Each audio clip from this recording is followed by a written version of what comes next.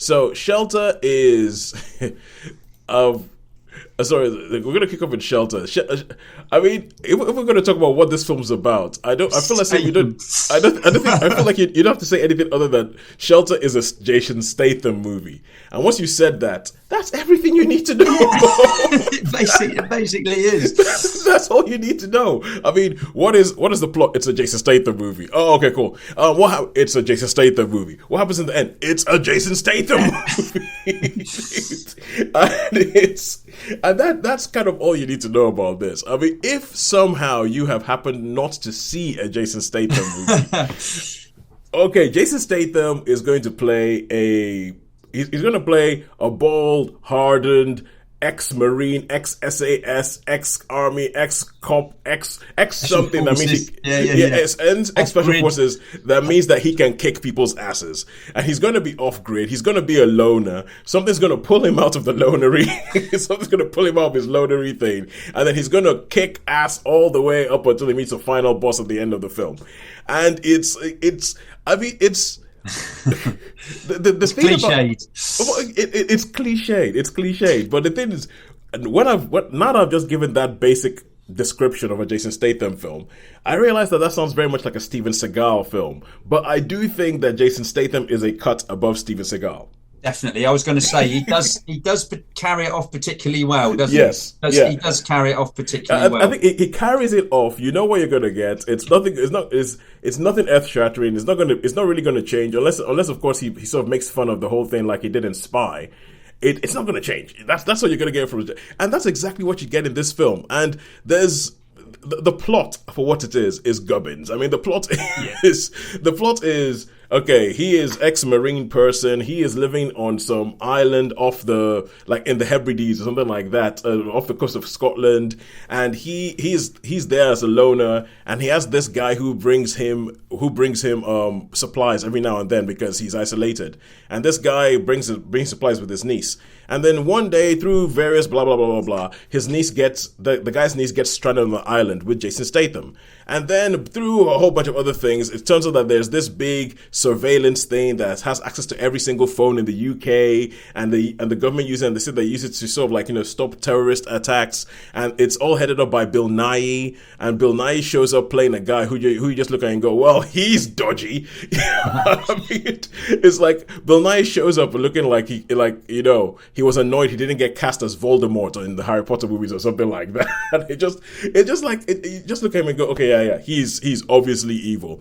And then it's a very British film in that the whole thing it follows all the plot things of an American thriller, of an American kick-ass 90s Steven Seagal type film.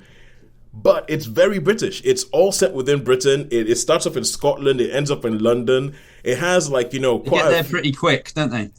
I was thinking that. I'm glad you was. I was thinking that when they were like, oh yeah, we're gonna go, and I was like, wait, they're in London. Hang on a second. How did that? I was like, they drove from. Okay, they drove from like North Scotland, right? Yeah. Because they were talking about the Hebrides. And I'm not sure about my geography, but that is North Scotland. Yeah. And they made it down to London in how quickly? And you did all the other stuff during the day. That doesn't make any sense. But I feel like as you say that, as you start sort of like asking all these questions, I feel like Jason Statham will just turn around, look at the screen, and go, "It's a Jason Statham movie." So that happens. I mean, something happens, and people come up to the thing, and then he starts kicking people. Then you have Naomi Ackie. I mean, Naomi Ackie's in this film. She's good. She's really good. She's great, isn't she? Yeah, she's great. And I'm like, how did they? And this film has the feeling of like, somebody, whoever made this film, just happened to have meant to get all these people in between jobs. So you got Bill Nighy, you have Harriet Walter. Harriet Walter shows up as the Prime Minister for all of 2 minutes. 2 minutes, yeah. And I'm like, it's Harriet Walter. How did you get Harriet Walter in the film for 2 minutes? How much did you pay her? How much money do you have? And all that stuff happens. Sean, what do you think about this? Because obviously I have thoughts. That's okay. Yeah, you're obviously going to say that. But yeah, no, I thought the some of the acting was quite good. Well, I don't know. The girl, there was one bit Tosin at the very, very start of the film when it all sort of goes, and he goes, oh, like, should we say it's like a hiding scene, and then it's got, oh, I've got the girl. But it's like you didn't even know. You know what I mean? You didn't even know she was there. I agree. Did you think the same? I thought that there were bits of that were quite amateurish. They were amateurish, but both from a filmmaking perspective and from a special forces perspective. Yeah, I've got the girl. Exactly. Yeah.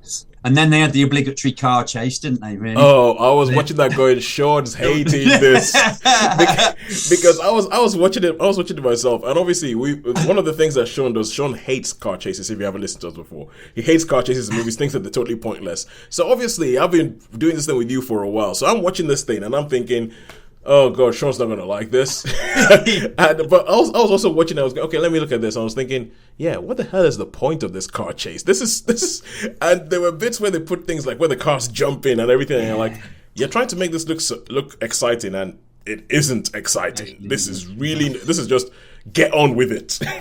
And it's but carry on.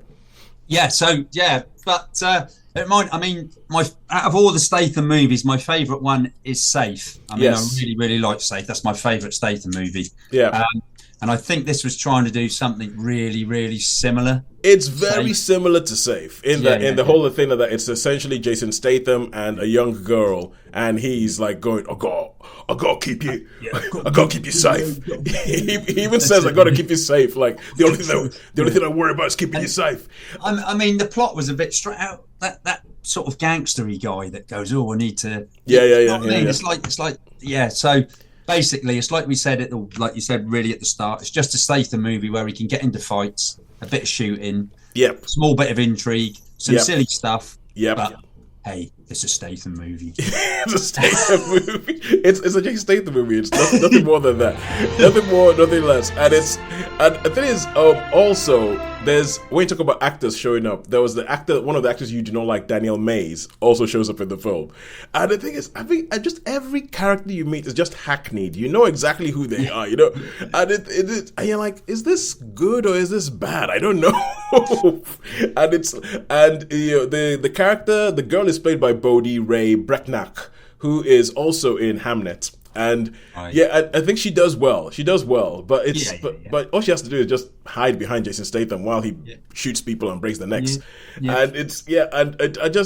I feel like this film owes a lot to Slow Horses, because I think without something like Slow Horses existing, I feel like this would have been a very American thing.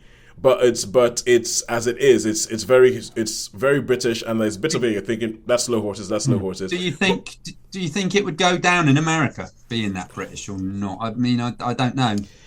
Be interesting. I think it would be interesting. Because I think essentially there's sometimes when in America there's this sort of like love of British things, a bit like how Downton Abbey went down. Downton Abbey went down the store. Typical British things, not so much. Exactly. So I think that there might be some people who'd be like, oh, I wonder what a British action movie looks like when you have like, you know, their version of the Marines shows up and starts kicking ass and taking names. But a couple of notes that I was like, you were talking about, okay, how quick do they get from Scotland to London in a car? Number one, and you were talking about like the whole I've got the girl, and it's like, hey, you didn't even know there was a girl there. Why is that such a big deal and all that? And it's I don't know about you, but throughout this film, I was looking at it going, give the girl a coat. Because the girl, even in the poster behind you, she's wearing a sweater and trousers while Statham is walking around in a variety of thick coats because you're in North Scotland, so it must be freezing. I'm like, that girl must be freezing. You're walking around, you're wearing this massive coat, and she has nothing on. Give the girl a coat. And also, I don't know, but there's something weird that's happened to Jason Statham's voice. I feel like he's forgotten how to pronounce words. Because there's the way he says some lines, you're like, what the hell is going? And I feel, oh my god, there was one line that he says that just made me go. That I was like, this is one big eye roll of a film. It was a line that was like, I've got to save you. Don't worry, you saved me already. And I was like, oh my god. oh, this is terrible. And yeah, and I think that this film is at the level of a Sky original, if you get what I mean. And it is one of the questions we started asking ourselves is, should you watch this in cinemas or should you wait until it comes into the streaming? I'm surprised this made it to cinemas. Yeah. I agree. I'm surprised it made it to cinemas. This is a streaming film. There's a film I want to watch called The Rip on Netflix with Ben Affleck and Matt Damon. That for me seems like it would have been a lot. Essentially, swap these two films around. Put this film on Netflix. Put this film on a Sky original. Put The Rip in cinemas. And but I think I actually saw somewhere that it said that Jason Statham, believe it or not, he has never starred in a film that has gone straight to streaming. Every film that he starred in has had a cinema release. Really? Oh, yeah. Right. Okay. Yeah, cool. It's one of these weird. So I think like now, whenever he does a film, he has it written in that it has to be released in cinemas, which is all well and good, but this is a Sky original level at much. How many stars would you give it? I'd probably give it a straight down the middle 3 because I didn't hate it, but it wasn't. It was Statham, so yeah, it was what you expected. So straight down the middle, no points, just a straight 3 for me. There's a bit of me that thinks that if I was going to think, it probably should be a 2, but because it's a Statham movie. And you know exactly what you're getting when you get that. Yeah, I'm like, I agree with you. They're 3. So, if you're a Statham fan, you go watch it. If you're a Jason Statham fan, this gives you everything that you would hope for. So it's a 3 for that.